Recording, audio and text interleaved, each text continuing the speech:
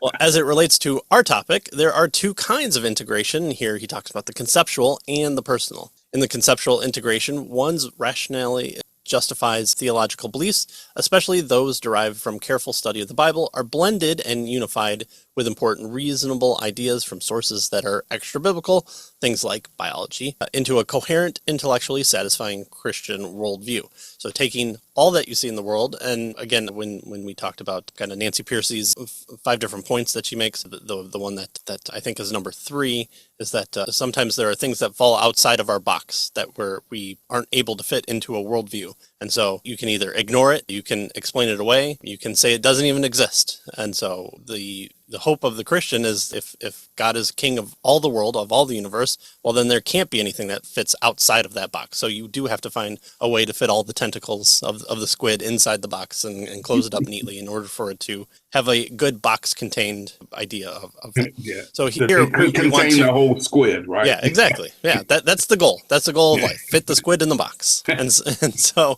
that's what the Christian worldview attempts to do is to say, like, this seems to be an ordered universe. We have certain laws here. We develop a scientific method to discover those things. We have disciplines in areas like biology and astronomy and all these things. And anything that doesn't fit inside the worldview either has to be explained or changed, or maybe we shirk off Christianity and find out that it's not true. But then we're going to have to find a certain source of truth somewhere else. And so far that hasn't been the case. So that's the conceptual idea of integration here. Right. And so then for a Christian, he says the personal integration means seeking to live a united life of integrity, being the same person in public as in private. That's personal integration, right? Being a whole person, not hypocritical.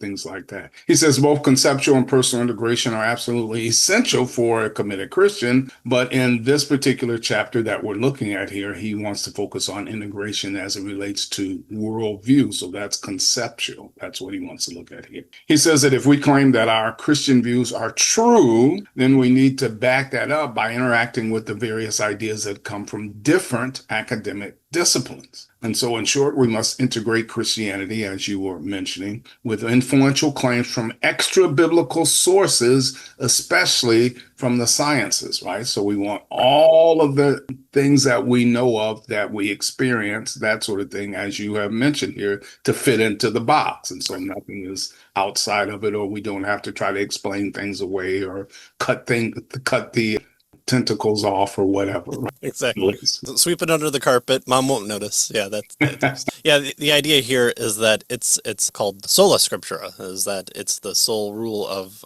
our practice and faith, but it's not solo scriptura. So the Bible isn't just the only source that we have. We acknowledge that within that specific revelation, God has, in fact, even within that specific revelation, God has informed us that he has given us general revelation. We've gone a number of times through Romans 1 and talked about that idea. It's how Institutes of the Christian Religion from Calvin starts out by saying that, we're able to know that there is a God because of the idea of us being in the world in and of itself and being able to look out and see the evidences for God there as well.